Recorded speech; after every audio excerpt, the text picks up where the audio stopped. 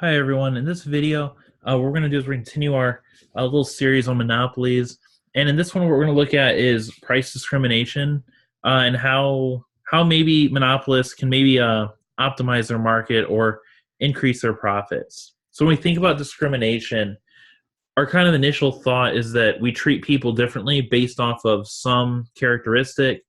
With price discrimination, it's be pretty much the same thing. What we're going to do is we're going to be selling the same exact good at different prices to different buyers. So in this sense, what we're going to be saying is that uh, a movie ticket's a movie ticket, whether you're there on a Wednesday in the middle of the day or Friday night. Airfare between Des Moines and Fort Lauderdale, Florida, right? They get you from point A to point B, whether you're doing it for leisure or for business. We'll look at some ways that a monopolist can discriminate between different groups and be able to maybe identify what different groups are willing to pay for something, which is one of the tools that a monopolist can use to kind of figure out what buyers are willing to spend, and that's what's called willingness to pay, which will be abbreviated often as WTP. And this just says, what am I willing to spend on a good? Basically, it's where on the demand curve do we fall, but we're looking at, again, what's the most that I'm willing to spend on a good. We'll kind of see how this factors into our little idea of discrimination. So when we think about how we can go about looking at this, so first thing we've been introducing and we've been working with is this uniform pricing model where I charge everybody the same price no matter what. So if the monopolist price is $5, no matter what, you're going to pay $5. So if we look at our uniform pricing model, right, what we'll see is we'll have a demand curve, then we'll have a marginal revenue curve and a marginal cost curve, right? So we did, just like before, set MR equal to MC, then scrolling up to find our price, right, to maximize prices. This would be the price for the monopolist and the quantity for the monopolist. And in this case, I have my consumer surplus. And down here, I have my producer surplus, right?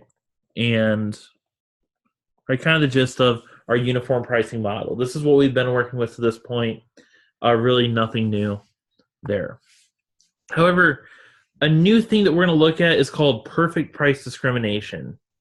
Now, what this is going to do is it's going to say, I can look at anybody in the world and just see how much they're willing to pay for a good or see their maximum willingness to pay. Right? So in this case, just like before, we're going to have our demand curve. But we're not going to worry about the marginal revenue curve, but we will have our marginal cost curve.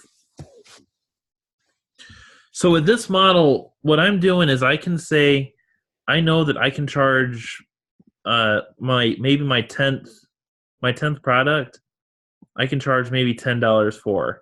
And I know exactly what I can charge every single person, and that's going to be what I charge them.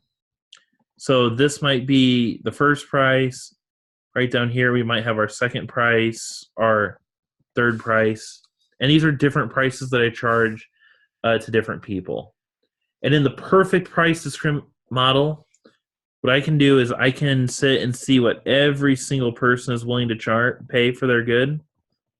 And I can pretty much just live right here on this demand curve and charge people their maximum willingness to pay. So what we're going to end up getting is this big triangle because everyone's paying the most they're willing to pay. Right, if I fill that in, now I get this whole triangle full of producer surplus. Right, and since every consumer is paying their maximum willingness to pay, there is no consumer surplus because I'm willing to pay $5 and I spend $5 for my good. So in this case, we kind of see when are we most profitable, and we'll see that we are most profitable in the perfect price discrimination case. But then we run into this question, and we want to know We want to know if this is even possible, right? Is there a way that a producer can go through and tell the price of every single person? And more than likely, no, this won't be possible. A couple reasons. One is there is no perfect information, right? So everybody is different and everybody, right? Whereas I may look at somebody and think they love football and would be willing to pay $300 for NFL tickets. After I talk to them, I might realize, oh, they hate football and they wouldn't spend more than $10 for a ticket. However, the other reason that this isn't really possible is that people might lie about their maximum willingness to pay.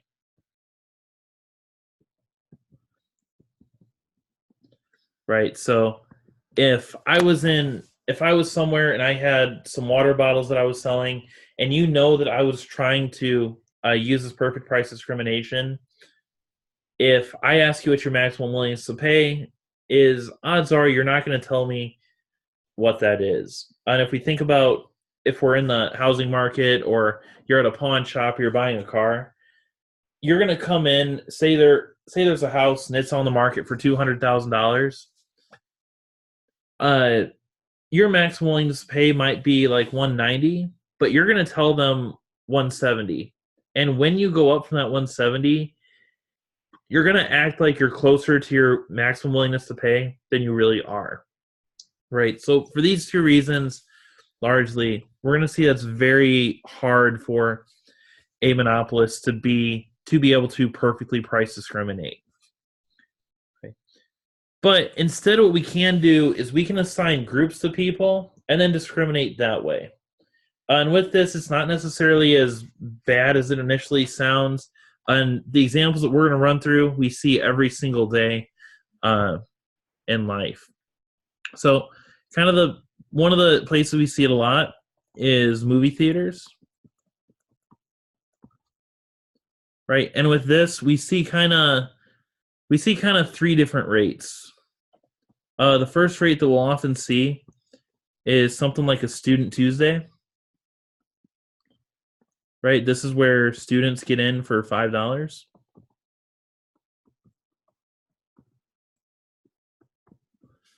Then we have our matinee pricing, right? Or this is basically our daytime or our non-peak hours. And in this sense, we give some sort of discount. We'll also see senior pricing. Again, a discount for seniors. And then the last type that we might see would be what we might call a full price ticket. Right. So for the movie theater, if we think about our Tuesdays, think about who can go to a movie on a Tuesday night. More than likely, someone who's working 40 hours a week really doesn't want to go out on a Tuesday night. However, a student, right, if they lower that price on Tuesday night, students might be willing to come out on Tuesday night instead of on full price on Friday night when they're selling full price tickets. For the matinee pricing, again, if you're able to go in the middle of the day, the theaters more than likely aren't as full at that time, and you might have people who are on a lower income or a fixed income that can come in the middle of the day. And same thing with the seniors, right? You sell these movie tickets to a seniors for say $7, but to the general public they're $10, right? So we give a discount to our seniors. Then the full price ticket in general, the people who can take this price are going to be those who are working, those who are willing to pay that price, or those who are working and pay that premium to go when they are off. So graphically, what this is going to look like, right? We'll have on the y-axis our dollars, on the x our quantity. We'll have our marginal cost in our demand curve. So, and this is kind of going to break things down into a couple different groups. Our first group will be up here at the full price ticket, right? So they might be up at $10, and they're going to pay that full price and go on Friday night. So what we'll see for them is the people who pay this are willing to pay more, or $10 exactly, and they come out with this little chunk of consumer surplus. And then our producer surplus will be down here with this bigger range. But then we have the second group, which is, say, the seniors, who maybe we charge $8 for. Right now, our seniors get charged, say, this price. So they get kind of a second little group of consumer surplus, which comes in right here. And they also get a second group of producer surplus, which kind of comes in here. And then let's just say we go straight to the students. Right, the students are down here and get charged maybe $5. So then we kind of see this gets closer to filling in, right? In each of these cases, we have producer surplus all the way across and consumer surplus up here in green. And what we see happening is that everybody's starting to become better off. That is our this little triangle of deadweight circle starts to get diminished. And as we create more and more different groups, things start to close up and we get closer to that perfect price discrimination. And although we don't have that perfect case, because I can't tell what everybody's willing to pay, we do get this case where, again, producer surplus keeps growing, consumer surplus is growing by group, but the key thing we're seeing here is that this deadweight loss is smaller than if we maybe only had one price. Then a couple other examples, we're not going to run deeply through them, but a couple other examples that we might see are airline tickets. Right, in this case, we charge a different price for leisure and business travelers. Right, so business travelers in general, their employer might be paying for their ticket, so they don't really care as much. But also, they don't really care about price as much. But also, a business traveler maybe needs more flexibility, or they need to be on middle of the day flights so that they can be in Chicago at 8 a.m. and New York at 3 p.m. Whereas your leisure traveler, if you're going on vacation, for the most part, it doesn't really necessarily matter what time you get to your destination.